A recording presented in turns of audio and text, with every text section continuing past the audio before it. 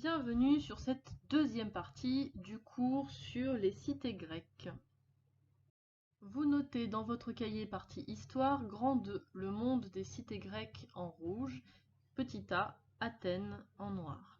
Attention, si vous n'avez pas écrit le grand 1 ni le titre du chapitre 4, vous arrêtez cette vidéo, vous fermez tout et vous allez chercher la première partie. Ce schéma correspond au fonctionnement de la démocratie à Athènes au 5e siècle. Attention, ce schéma ne correspond que à la ville d'Athènes.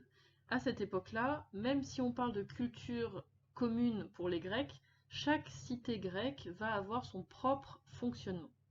Il se trouve qu'à Athènes, on était sous la direction d'un tyran, d'une personne qui s'imposait à la population de manière tyrannique, et il y a eu une révolte au 5e siècle. On a un personnage, Clisthène, en 507 avant Jésus-Christ, qui est arrivé et qui a mis en place de nouvelles réformes pour faire cesser la tyrannie. En quoi consistent ces réformes? En fait, le but, c'était qu'un seul personnage ne puisse pas avoir tous les pouvoirs. Donc pour cela, il va faire en sorte de séparer le pouvoir entre plusieurs personnes. Donc l'ecclésia, c'est tous les citoyens. Ils peuvent voter des lois, décider de la guerre ou de la paix, et ils contrôlent les magistrats. Ils vont tirer au sort parmi eux, donc parmi les citoyens, la boulée. Donc la boulée, c'est un conseil de 500 personnes, de 500 citoyens, qui vont préparer des lois. Ils vont de la même manière tirer au sort les liés, c'est-à-dire un tribunal de 6000 juges. Toujours pareil, pris parmi les citoyens. Les liés va permettre de rendre la justice. Et en fonction des périodes, il va soit élire, soit tirer au sort des magistrats, dont 10 stratèges élus, qui vont, eux, commander l'armée et faire appliquer les lois. Les magistrats ne peuvent pas faire ce qu'ils veulent, puisqu'ils vont être contrôlés par l'ecclésia. Donc vous voyez que tout part de l'ecclésia, tout part des citoyens. Alors le tirage au sort va se faire au moyen de jetons qui vont être proposés. Et puis le clepsydre, c'est un... alors je vais vous montrer une autre image.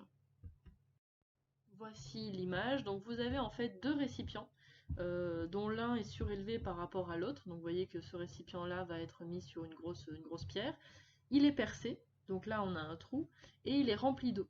Donc en fait l'eau naturellement va s'écouler dans le deuxième récipient, et une fois que le récipient est vide, ça veut dire que le temps de parole de la personne qui a voulu parler est terminé.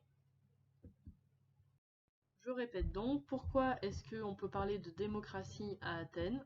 Parce que à Athènes, c'est une assemblée de tous les citoyens, l'ecclésia, qui va voter les lois, décider de la guerre ou de la paix, et qui va contrôler les magistrats. D'accord? Donc c'est à partir des citoyens qu'on va diriger la cité.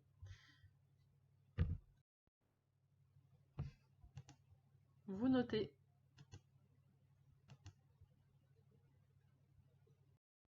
La question qu'on peut se poser, c'est est-ce que les citoyens, c'est les 100% de la population à Athènes? Eh bien non. Vous le voyez avec ce diagramme circulaire, autrement appelé camembert. Donc c'est, vous voyez un cercle avec des pourcentages qui vont diviser certaines catégories. Donc vous voyez que les citoyens, en fait, ce n'est que 10% de la population.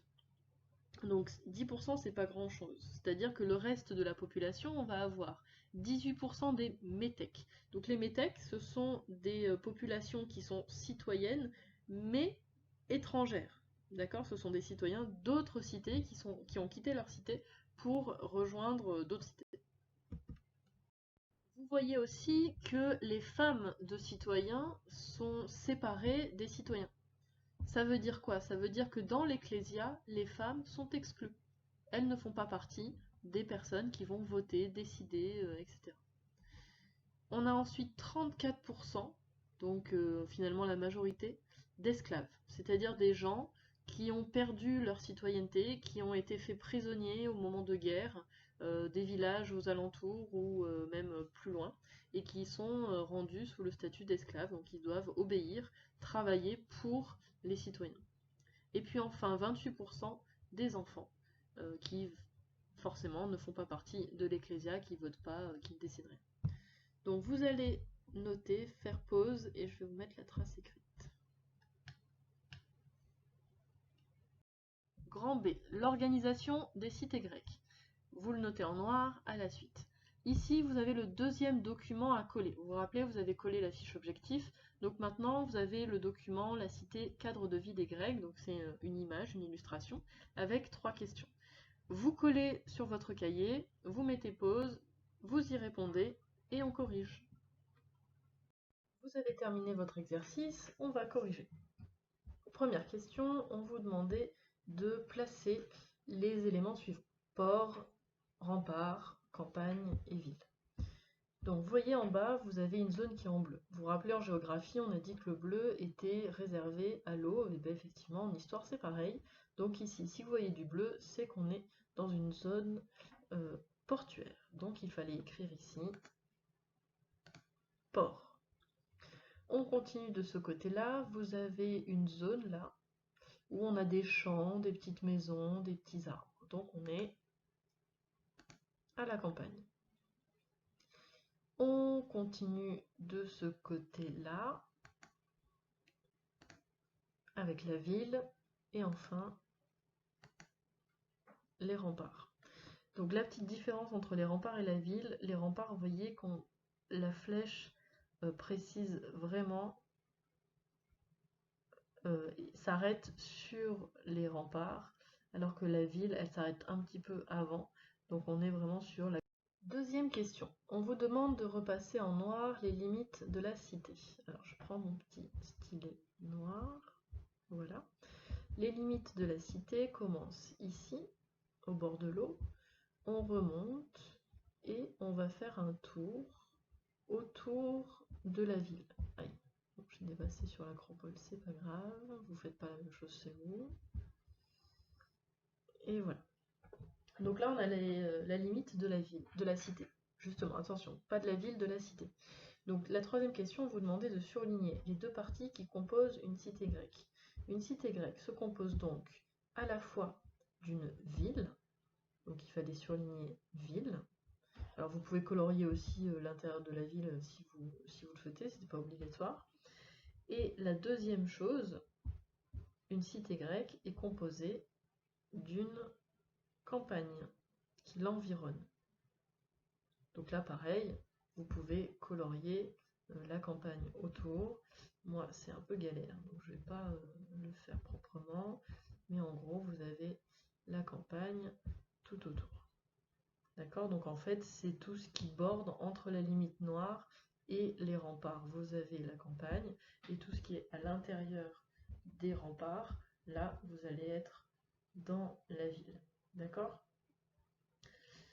Voilà, donc si vous voulez colorier toute cette zone, aucun souci, si ça vous permet de mieux vous rappeler la zone de la ville et la zone de la campagne.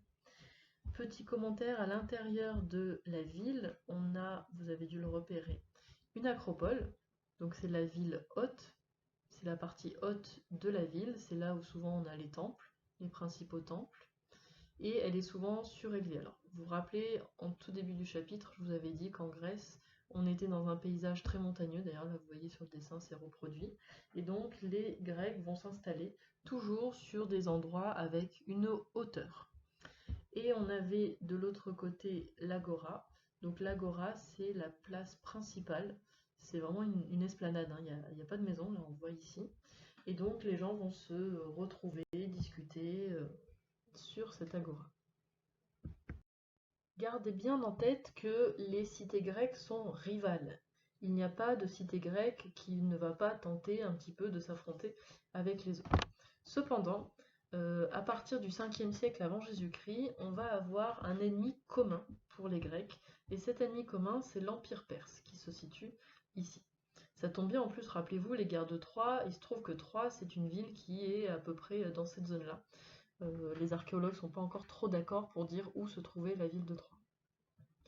Donc, face à cet ennemi commun qui se trouve ici, les Athéniens, les Olympiens, les Corinthiens, les Spartiates, etc. vont s'allier dans la Ligue de Délos. Alors, je suis allée un petit peu plus vite, un peu trop vite, puisque il va y avoir la ligue de Délos autour d'Athènes seulement, alors que vous allez avoir une autre ligue, la ligue du Péloponnèse, autour de Sparte. D'accord? Parce que Athènes et Sparte, c'est un petit peu les ennemis, si vous voulez une comparaison.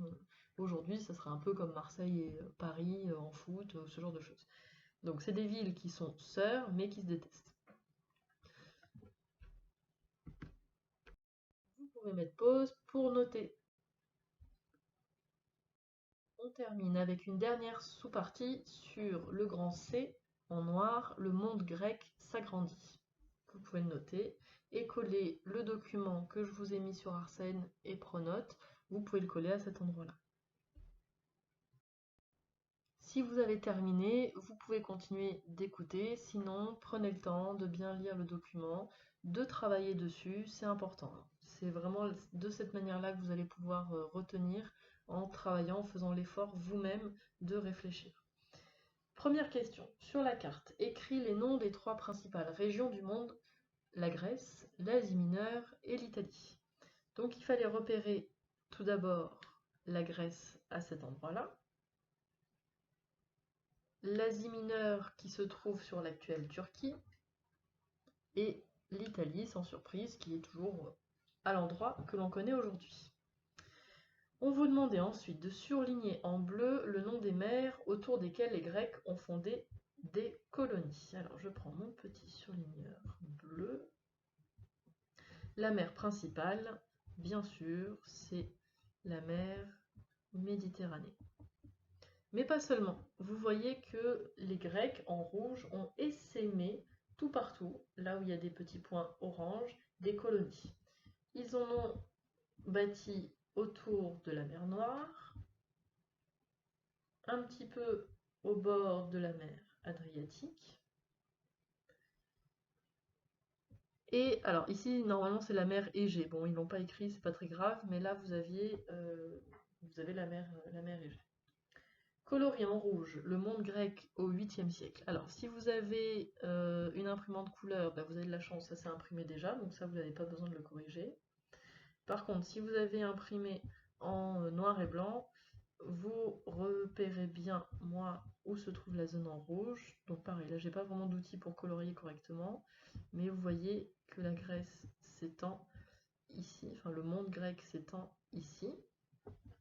Et ensuite, on vous demandait de colorier en orange les régions qui sont devenues grecques après les colonies. Donc là, en fait, c'est toutes les petites zones qui sont blanches avec des pointillés autour et où vous voyez des colonies. Donc au bord de la Gaule, qui est l'actuelle France, au bord de la botte de l'Italie, un petit peu en Sicile aussi, donc pareil, je colorie très mal, un petit bout là, un petit bout là, hop.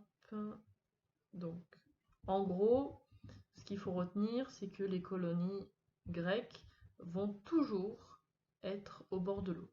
Et vous avez compris pourquoi, puisque les Grecs sont des peuples de navigateurs. Aïe, là je suis vraiment partie n'importe comment. Hop, je reprends avec la souris, ça sera mieux. Donc les Grecs sont des peuples de navigateurs. Ils vont prendre leur petit bateau et ils vont aller bâtir des cités grecques pour aller chercher de la nourriture, construire des cultures, hop, des denrées alimentaires qui vont envoyer ensuite par bateau vers la cité mère. Donc, je ne sais pas si j'ai assez insisté dessus, mais les cités qui fondent des colonies, on les appelle des cités mères, et elles vont fonder des colonies que l'on appelle des colonies, des cités filles. Voilà. Je vérifie que j'ai répondu à tout. C'est bon. On peut passer à la suite. Pour terminer, un petit texte que vous aimez bien recopier avec un petit exemple sur Marseille. Je l'ai évoqué peut-être rapidement. Donc Marseille, qu'on appelait à l'époque Massalia, c'est une ville grecque. C'est une ville qui a été fondée par les Grecs en moins 600. Donc je vous demanderai de retenir au moins cet exemple d'une cité grecque pour votre culture et puis voilà, pour avoir un exemple de cité grecque facile à retenir. Alors j'ai mis écrit son nom sur la carte, donc je vais le renoter juste après. Je vous remets la carte et vous notez Marseille. Vous pouvez noter Massalia si vous préférez, 2 S et un seul L. Vous pouvez réécouter ce diaporama s'il y a des choses que vous n'avez pas bien comprises, sinon vous pouvez passer au test sur cuisinière. Je vous note ici les codes pour chaque classe, donc vous prenez vraiment le code qui correspond à votre classe à vous. Et j'ai mis après les flashs, les QR codes pour ceux qui sont sur tablette ou sur smartphone, qui ne peuvent pas être sur un ordinateur, donc vous avez le flash.